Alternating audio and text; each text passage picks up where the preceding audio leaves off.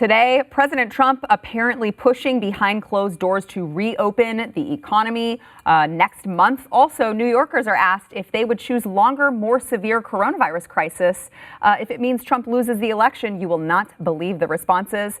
And lastly, Barack Obama still does not endorse his vice president, Joe Biden. That is awkward. We've got a lot to get into, and it starts right now.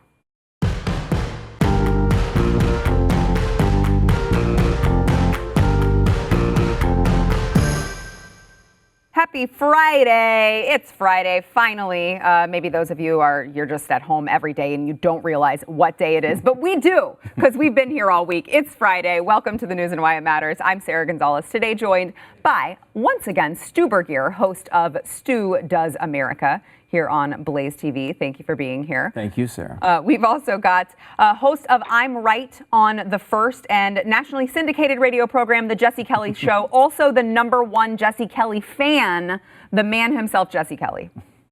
If you don't love yourself, then who else will?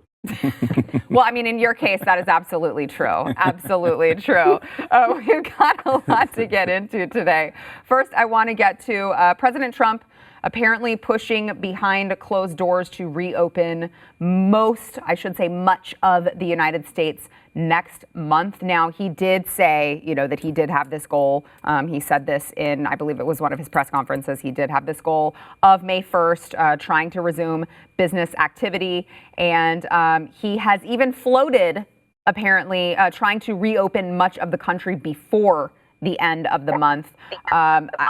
To me, it's clear he's scrambling. He's trying to come up with a way to avoid the economic fallout that we keep seeing happen every single week, that we see these new numbers come out that are devastating. Stu, what is your take on this? Well, I mean, the economy is obviously a disaster at the moment. I don't know if anyone's noticed that. It's really, really ugly out there. And, I think there's a plan that he's trying to work towards in which, do I think New York City is going to be open at the end of this month? No. Right. Detroit, probably not. New Orleans, maybe not. There's definitely some areas that are going to be problematic, probably going to into that time. We'll see. But look, Wyoming, I wouldn't see why Wyoming wouldn't be able to open right now. What about Texas? Even Texas. I mean, we have a large economy. Yeah, I think Texas, look, it would be, I think, a situation in which, again, this is a tough situation for him to call. But I think the idea being that the plan is probably something like, let's open it up. Let's slow roll it as much as we can, right? Where we're not necessarily going into packed bars for concerts on May 1st, but restaurants are opening up. Maybe there's some restrictions on certain activities, but the general vibe is open it up, let things happen, see what develops, and if something pops up, if there is an outbreak somewhere else, they're going to have to deal with them individually. That's, I think, a model that the American people are going to be annoyed with at times, but if we can get to a place where most people are able to do their thing, and when something bad happens, we try to do our best to control it until we have some treatment or vaccine. That's probably where this goes. It's not going to open up the economy to 100% of its earlier levels, and that's going to have all sorts of implications beyond the economy with politics and everything else. But I mean, if he opens up the economy completely and we get flare-ups, he's going to have a lot of problems too. I would not want to be this guy. I mean, this is a tough freaking series of decisions he's making. But my guess is, we all know Donald Trump. We've known him for 40 years.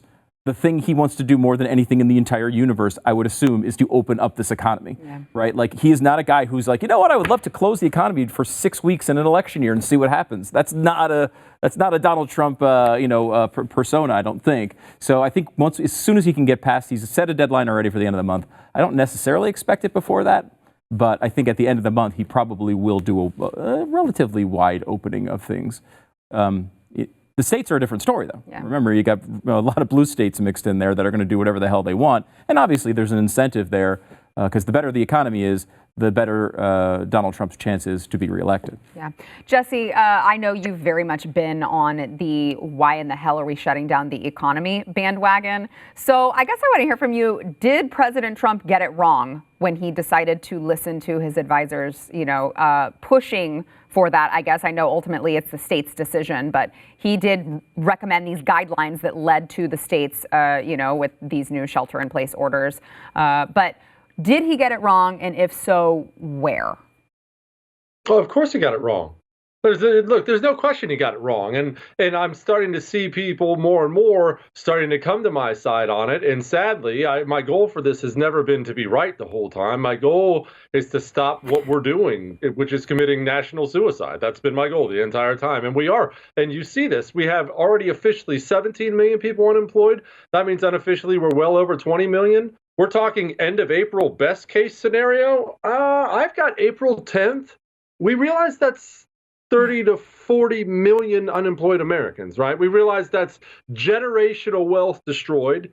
That's healthcare destroyed as pediatricians, local doctors' offices, hospitals are already shutting down. That's great for public health. Let's have a national pandemic and wipe out all the nurses and hospitals in the country. That was a really brilliant plan. So yes, of course it was an awful decision. Now, to what Stu said, I wouldn't have ever wanted to make that decision. You're the president of the United States of America, then somebody sets a bunch of papers in front of you and says 2 million people are going to die if you don't do X.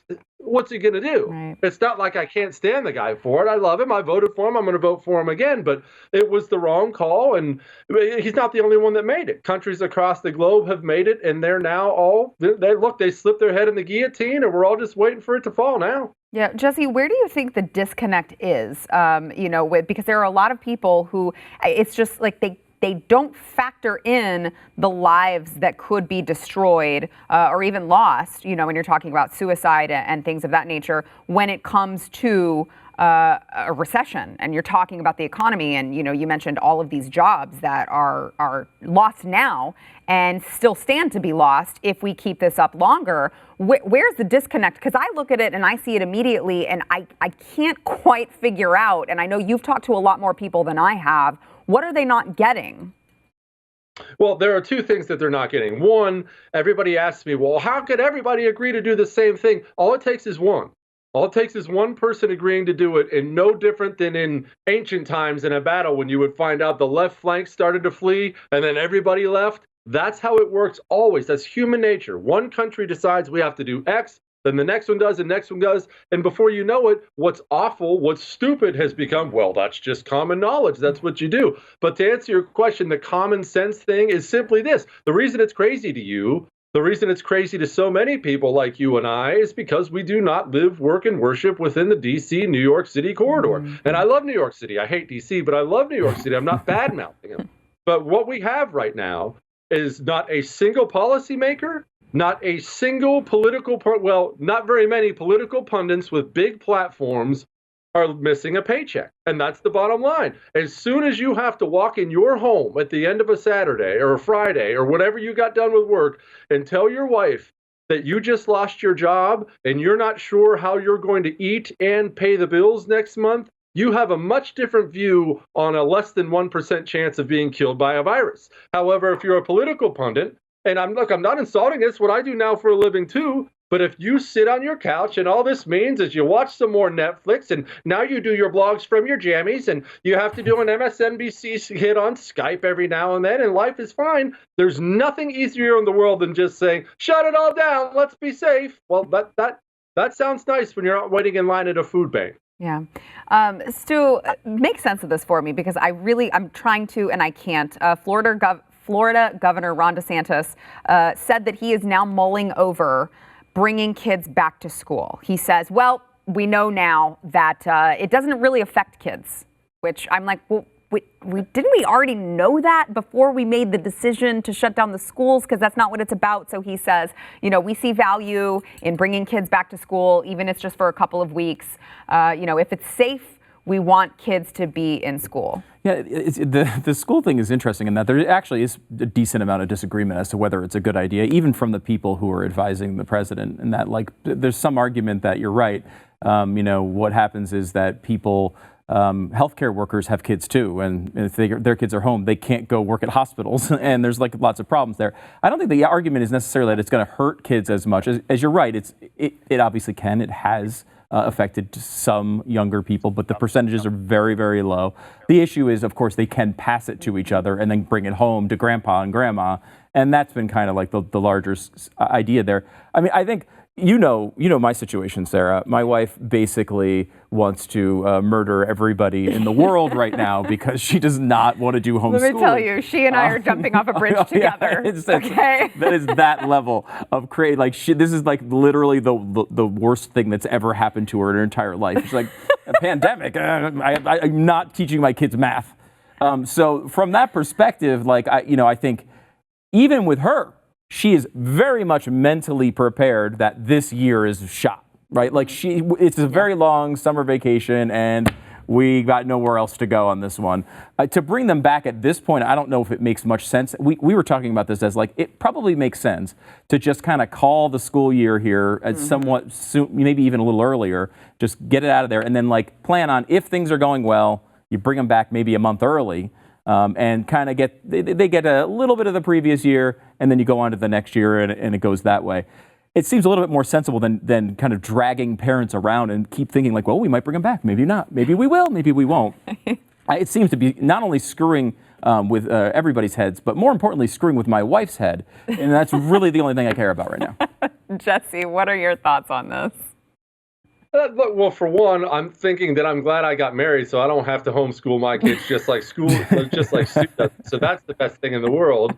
And two, look, so much of what I have to say about this is just going to sound Debbie Downer, but the truth is, the things that I want changed now cannot be changed. We have opened up Pandora's box, and school is just another part of it. As soon as you decided collectively that locking down a nation is a solution, which, by the way, no nation in the history of the world, has ever done that. The worst shutdowns we've ever seen were like the Spanish flu, and we didn't see shutdowns even close to this level for a much more deadly disease. No nation has ever done this because they all knew it was national suicide. You can close off a building. You can try to close off a city. They actually built a wall around Marseille at one point in time. You can't close off a nation because then you kill yourself. But we've opened up Pandora's box. And now, how do you tell people to go back to school? Wait, you just told me we have to hide at home or we're all going to die. But now you want to go back to school? When, of course, we could go back to school, but it changes your entire message that you've just said. It's why I don't think we'll open up major parts of the economy at the end of April, even though we should. Well, how can we do that? The virus isn't gone yet. When instead the initial messaging should have been adult messaging from real, sober adults who actually thought about things and said, well, yes, we have a pandemic. No, we can't destroy a $20 trillion economy for a pandemic for any reason. We're going to focus on the hot spots. We're going to focus on protecting the people most vulnerable, and we're going to keep going on with everything else we can do. That's how an adult makes decisions. But today, because we live in this social media world where everything has to be Facebook mom perfect, now here we are. If it even costs one life is the stupidest thing that I've ever heard in my entire life. A Great Depression, 40 million unemployed Americans. I'm sorry, nobody wants to say this because you sound like a big meanie face. That's worth a lot of lives because that will cost a lot. Yeah, I think, and Jesse makes a great point here in that, like, we had a situation where, a lot of the data's come out now about before the shutdown. And what we saw before the shutdown, that people were not going out anyway. Like we were getting 50, 60, 70% cuts in people going out to restaurants anyway. Once they hit that point of holy crap, something's going on, even if every, Trump Republican decided they were going to go out to the restaurants can't survive on 50% of the traffic. Right. So it pushes them down a very hard line, and you don't see a real ending to this. Like we can all talk about now opening it up, but it's like, if we open it up and people are terrified, right? Like they're not going to come out and the economy's not going to start raging again anyway. Of course, luckily we do have a very dynamic place, and we do have a place that I think hopefully eventually will get some sort of at least a treatment. Again, we don't need a vaccine for people to feel confident here, but at least a treatment where we can say, all right, if you're at a 10, you're about to die. We can slide it back to an 8. And so you're at least going to be uncomfortable, but you'll survive. If at least we can get people to that point, they'll be, they won't be terrified to go out in this. I do think that would be a problem if we just, blanket open things up, because if there is a breakout, and believe me, the media will do everything they can, even if it's minor, to make it sound major, people are going to want to go back in their home again. Yeah. And, it's tough. You're right, Jesse, you can't go back in time and change it. And it's like, now we're in this thing. It's already here. So what, at this point, you have to try to, like, Trump's going to have to try to walk this line of doing it like a surgeon, You know, he's going to have to try to make this, you know, he's going to try to have to find the areas where there are no breakouts and open those up. And when something happens, have a really sober mindset and go in there and say, this is how we're handling this. Everything is going to be okay. That part over there is now open. Maybe everybody goes over to that state. But it's going to be a rocky road. This is not going to be an easy, smooth recovery. And with that said, you know, in the way the media is going to exploit it, re-election is not going to be easy for Donald Trump at this point. This is it's one of the biggest challenges any president has ever faced. And you know, if people see it, you know, as Jesse mentioned, like, you know, if people see it as he made a mistake, he did this wrong. How is he going to survive that? You know, I mean, there will be people who are really, people who are talking about this every day that really follow all this stuff that would never vote for Joe Biden, that won't go that way. But those people in the middle who are just kind of got a feeling, you know, it's going to be tough to win that, especially with the media behind Biden. Yeah, we'll see what the messaging ends up being. Coming up next, church members get $500 tickets for sitting in their vehicles with the windows closed during a radio service. Church service in the parking lot. We'll get into that. But first, we want to thank our sponsor, Keeps. All right, Kyle and Josh, they were both losing their hair. Now, this is no shock since the dreaded male pattern baldness gene that runs in their families. You can't do anything about it. But the way they dealt with their hair loss could not have been more different. So Kyle over here, he kept putting off getting hair loss treatment. He kept losing hair. But Josh over here, do you like how my hands just became people? Josh went to Keeps to learn how to keep his hair because Keeps offers the generic versions of the only 2 FDA-approved hair loss products. They are the real deal, and they also are going to save you a fortune. All it took for Josh was a very quick online consultation. He answered some questions. He took a few pictures of his hair. He submitted it all. A doctor reviewed it and recommended the right hair loss treatment for him. They also ship it discreetly, directly to your door. Directly to your door is nice when the government is forcing you to stay on your couch all day, every day. To get you started, I got you half off of your first order. Yeah, that's right. I said half off. Go to keeps.com. That's KEEPS.com/Y. Keeps.com/Y. 50% off right now if you go to Keeps.com/Y. All right, the parking lot at Temple Baptist Church in Greenville, Mississippi, they were totally full Wednesday night. They had a church service. Now, these church members listened to their radios, listened to the church service on their radios in the parking lot. Their windows were up. And the police were apparently called because like I said it on, I believe I've said it with Jesse, and I've also said it with Stu. It's these damn suburban moms that don't have anything better to do than to call the police on people. And what do you know? The police show up and start issuing $500 tickets to these people who are sitting in their cars with their windows up. Now, I'm still having trouble finding what exactly the law is that they broke. But, you know, you want to talk about the more insidious underlying part of this whole coronavirus pandemic and government response. This is it. This is nonsense, right? I mean, some of these pictures kind of look like there are people outside. Not that should make any difference, right? You should be able to make your own choices. But the people who reported, who spoke to the newspaper, they were like, we were sitting there with our windows up and we got $500 tickets. It's incredible. I mean, you know, we have the example of the mom and the dad and the daughter playing baseball in a park and they're getting arrested. You've got the guy in the ocean who he's getting arrested. There's a new, Michigan just put in a new executive order. Yes. Executive order, I think it's 42. Think of there's a million things wrong with it, but let me give you this little one. They are banning businesses from advertising anything other than necessities. So if you're a local radio station and you're taking advertisement from like a car dealership, you have to now reject that advertising because people might think they can go buy cars. Like, what? Why would it matter? Like, it's just insanity. This is just like, you know, they are going so crazy because they're all trying to outdo each other. As Jesse mentioned earlier, one of them starts, and now no one wants to be the first person who gives in on one of these things, so then they look like they're the ones endangering people. We've gone down a really dark road. We haven't seen much of that in places like Texas. I haven't seen, at least.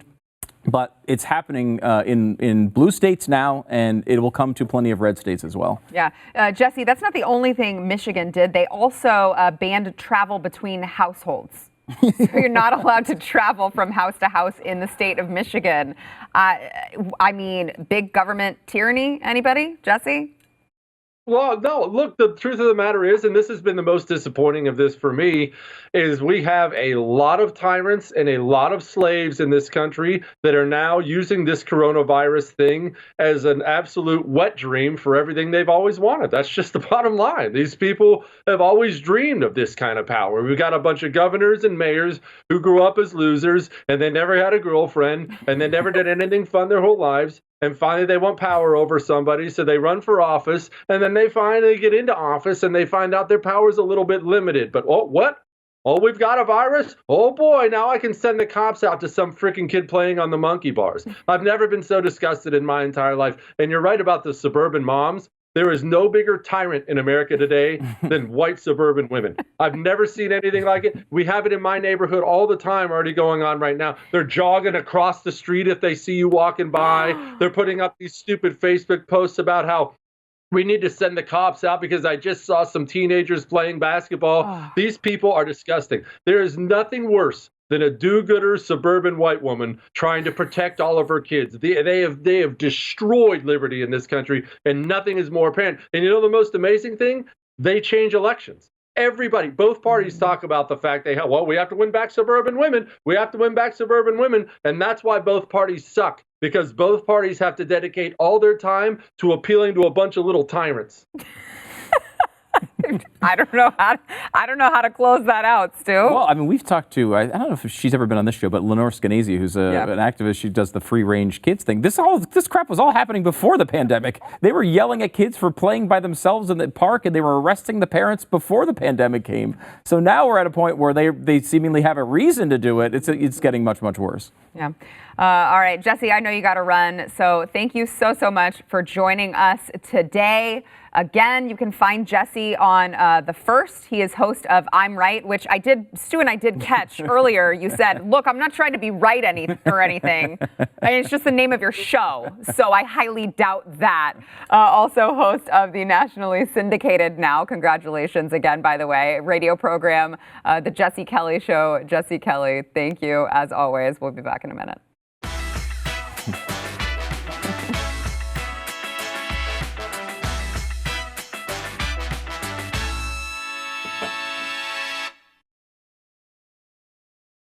All right, now joining us, we have Brad Palumbo.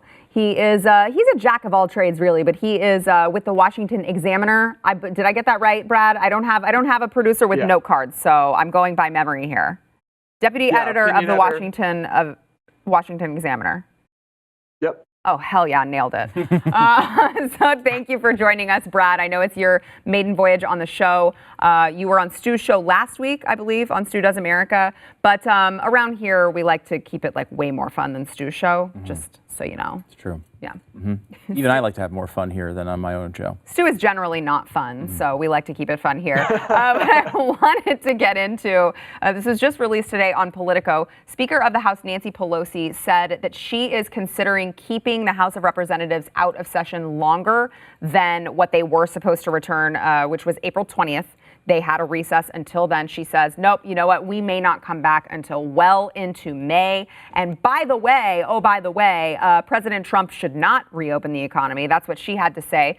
And then when she was asked, well, when should we reopen the economy? She said, well, look, I love this quote. Nobody can really tell you that, and I would never venture a guess. I certainly don't think we should do it sooner than we should. Oh. Which is really saying something. Really? I certainly don't think we should do it sooner than we should. This has taken an acceleration from when we started this. Little did we know then that at this point we'd be further confined and that President Trump reopening too soon. She said, I would hope that the scientific community would weigh in and say, you can't do this. It's only going to make matters worse if you go out too soon. Brad, it is your first time on the show. I'm going to give you the first word at this. What are your thoughts on Nancy Pelosi's latest? Well, I can't say I'm too surprised to hear this from her, but it's not really productive. I mean, we shouldn't reopen before we should. That's not exactly brilliant insight from the Speaker of the House there. But more importantly, I want to touch on this whole we won't bring the House back for a longer time. That's unexcusable to me.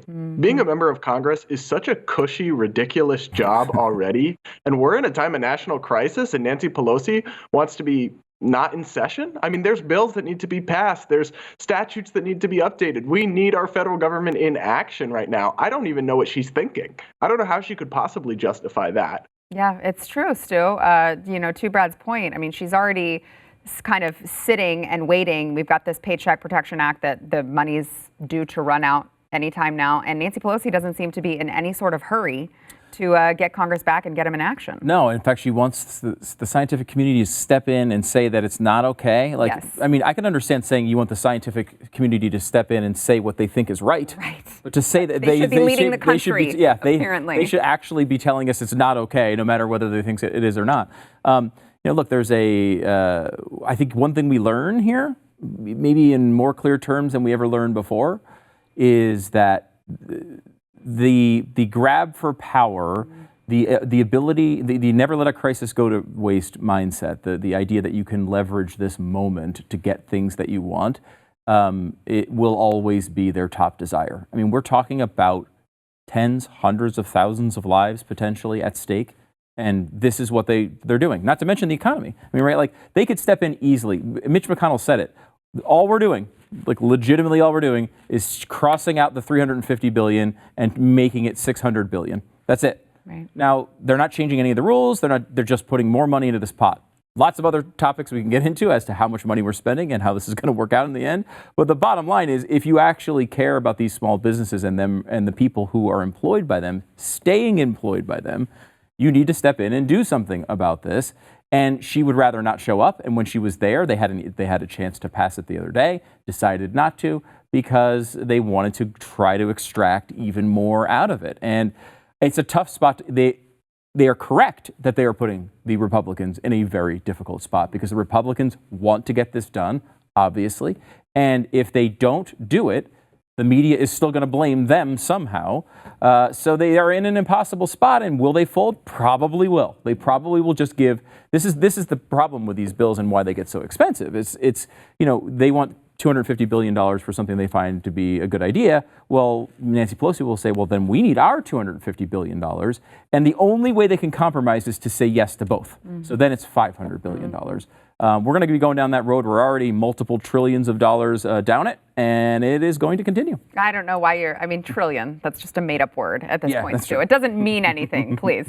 I want to get to Ami Horowitz, good friend of the program. Ami Horowitz, he has been on this program before. He does these little documentaries, these little short films, and he went to the streets of New York to ask the people if they would choose. He said, let's make a deal. Let's choose. Would you rather have a longer, more severe coronavirus pandemic if it means Trump loses the election? I hope you're sitting down for this. Your head's going to explode. Watch. I'm Ami Horowitz. I'm here in the East Village. We know the president is not exactly popular here, but how unpopular is he?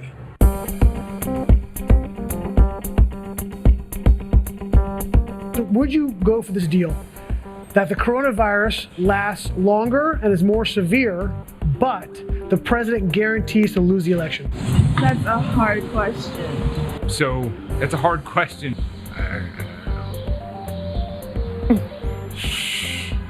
I don't know. That's a hard choice to make. Sorry, guys. I would go for the longer virus. I want him gone. Okay, no matter what.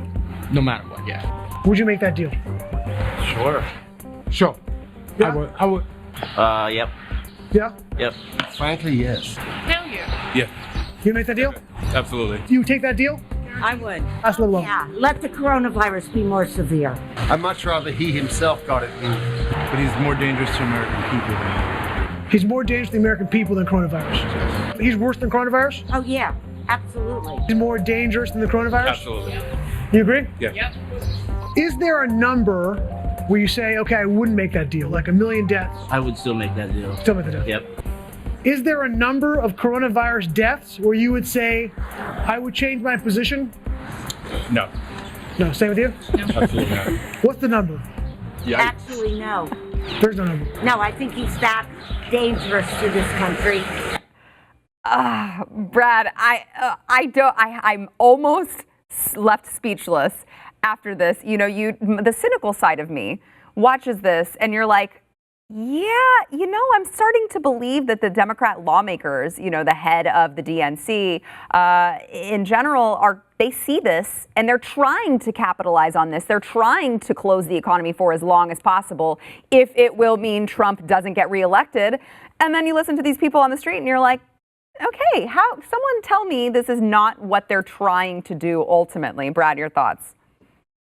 Yeah, I mean, we've known that Trump derangement syndrome is a real thing for a long time. I certainly have some criticisms of the president, and nobody's perfect, but there are some people who absolutely have just become unhinged in the era of Trump. There's no doubt. There's also no doubt that a lot of crazy people live in New York, and shame on anyone who would say, more dead Americans, get the Republican out of office. That's just awful. I don't even know where to begin with that. Though, to play devil's advocate for 1 second, I mean, with the man on the street videos, they're always worth a laugh. They're always kind of insightful, but they're also a selected group, and I don't think most Democrats or most liberals would actually agree with that. Not the Washington types, not the activists. They might agree with that, but the average Democrat you stop maybe outside of New York City, right? Mm-hmm. Outside of San Francisco, I don't think they're actually on board with that. That's a truly, truly radical, horrible stance to take. Yeah, Stu, what do you think? Yeah, I would agree. The million dead for a president. That's definitely a bad stance to take. It's funny. It's like I would agree with Brad in that, like, obviously that's not everybody, right. That's not every Democrat, but still, it's amazing you can find anyone that would say that. It's true, right. Yeah. And these are people who are obviously concerned enough to wear the masks. The masks, yeah, there's a lot of masks. If you were listening to the podcast, there was a lot of those people behind masks, which was amazing. I mean, you're sitting there watching, we've all been to New York and spent time in New York. If you haven't, it's, to me, jarring just to look behind them where nothing's happening. There's no cars passing by, very rarely. There's almost no one walking behind them. In the middle of the day in New York City, like, that's not normal. You're living in the middle of that. It's one thing if you were in a city that was unaffected, maybe you're more skeptical. You're in the middle of New York City dealing with that, and still this is the way you're thinking about this. It's insanity. And remember, as we talked about in the first segments, it's like Donald Trump is a person who's supporting these, like, drastic moves against, as far as shutting these things down. And he's the one who's chose the people who recommended it, right? Like, this is not a situation where Donald Trump is disagreeing, you'd think, with these people. It's just at this point, he's so in their heads, it's all encompassing. And, it's not everybody, but the fact that you could find one person who would say, I'd rather have 1 million people die than another guy get elected for 4 more years in office is, it's sad. Sad. It's incredible. Brad, we spoke earlier with Jesse Kelly about Trump reopening the economy. There have been reports that have said he's trying to, behind closed doors, to get it reopened even hopefully quicker than May, which was his ultimate goal that he set publicly.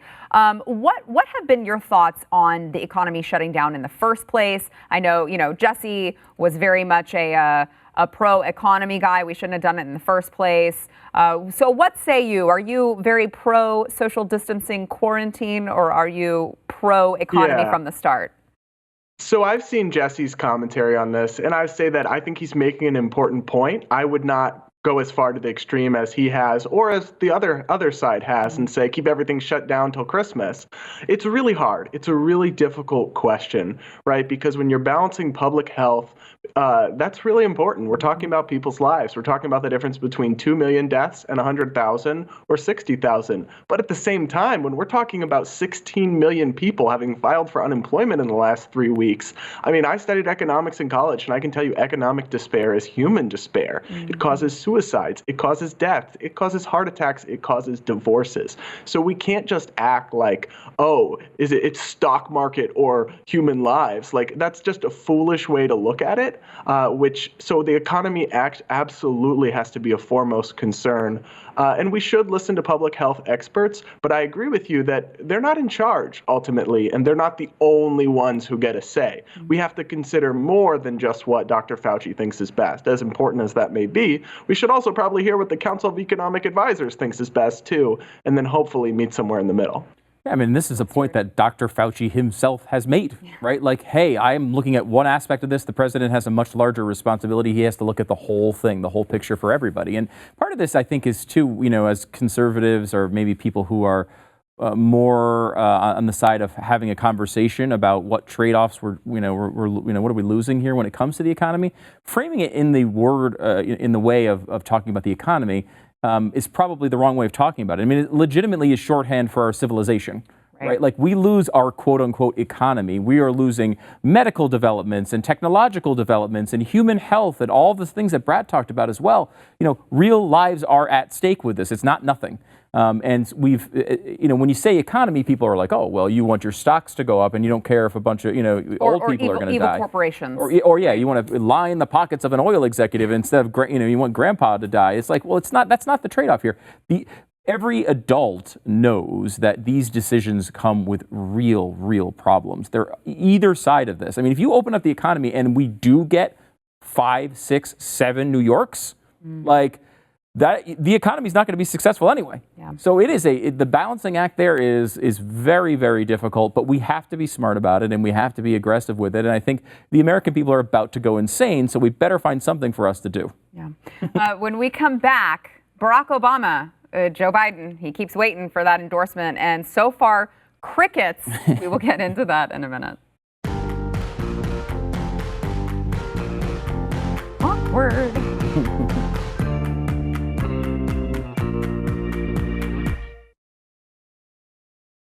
All right, Barack Obama, he, way back when, not that long ago, he said that he would back the Democratic nominee. So far, since Biden has pretty much locked it down, Stu, I know you'll get into the predicted numbers because according to predicted, it is not 100% certain that Joe Biden will get the nomination. But Bernie Sanders dropped out. Joe Biden, the last man standing. Still no word from Barack Obama endorsing his former vice president.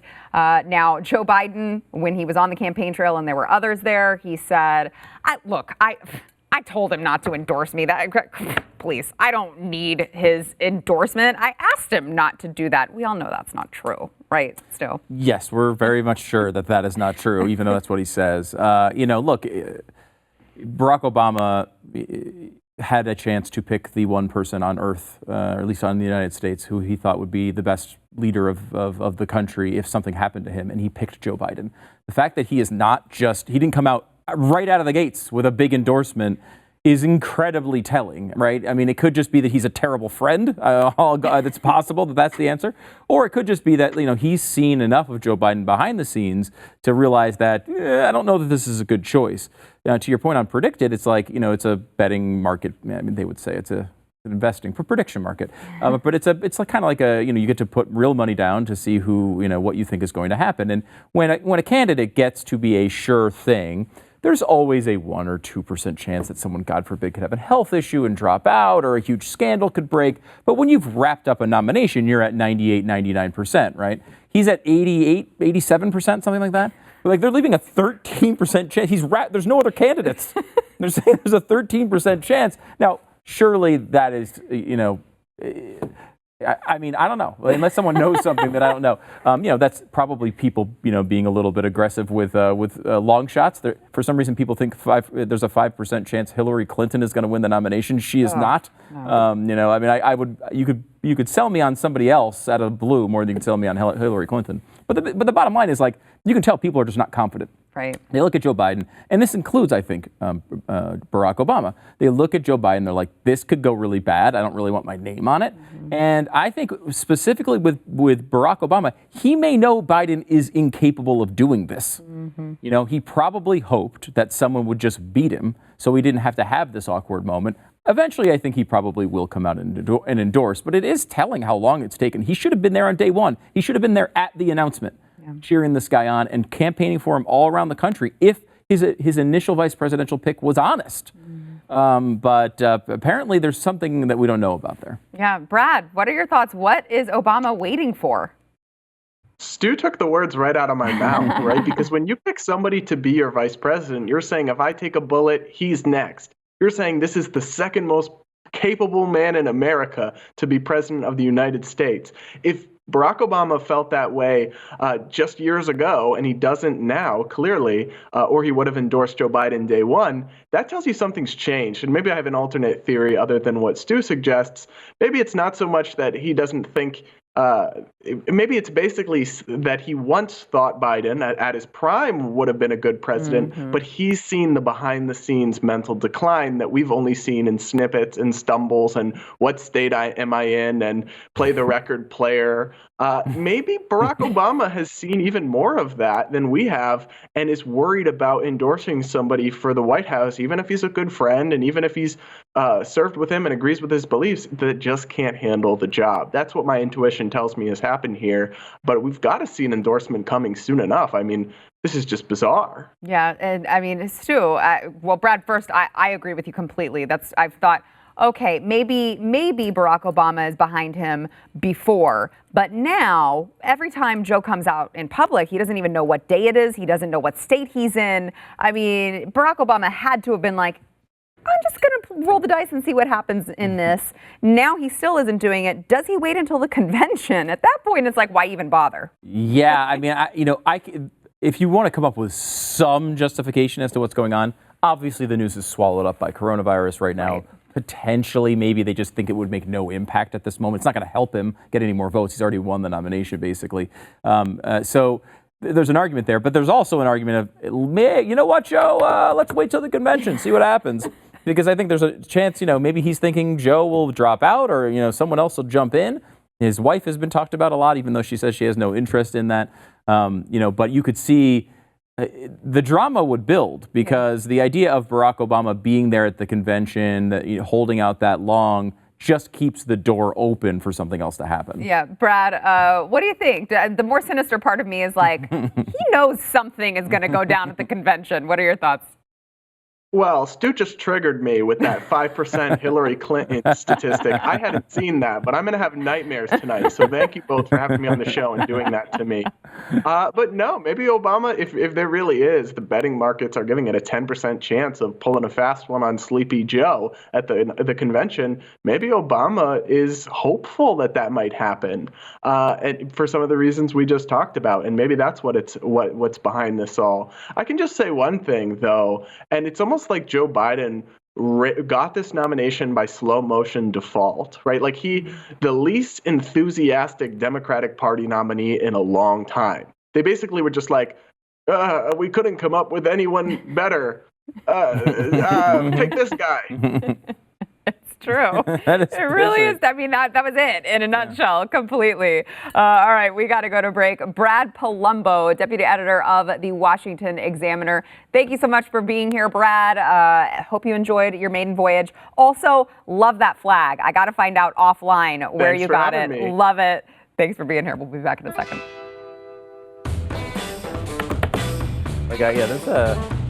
There's something weird going on with that. There's something weird going on with that. All right, speaking of our last topic, yesterday's poll, will the Democrats try to replace Biden before November? Whoa, wow. 80% of you said yes, and 20% said no. Geez, okay, well, that's where those predicted. Yeah, they should go and predict it. They can make a lot of money if they believe that. Yeah, because really. If you only think there's an 19% chance he gets the nomination after already winning it, you got a lot of money to make. That is incredible, and not a lot of faith in Joe Biden. Today's poll question, should the White House continue its daily briefings or just hold a press conference when there is new information? I kind of go back and forth on this. Yeah, I mean, I don't think they need to be as long as they are. Yeah. I do like the information that they're putting out, and it's nice to get a daily picture of it. I don't think he needs to fight with reporters and talk about Joe Exotic every day. That's well, a little much. Yes, but it's good to be. I did like that moment, though. I did too. It's good to be accessible. Yeah. Because you don't want to be accused of not being accessible, right? Like, do the daily press briefings. If they listen to it, they listen to it. If they don't, they don't. Let us know what you think. Go to the Blaze's Twitter. Thanks for joining us, Stu. Well, thanks for having me, Super Sarah. here.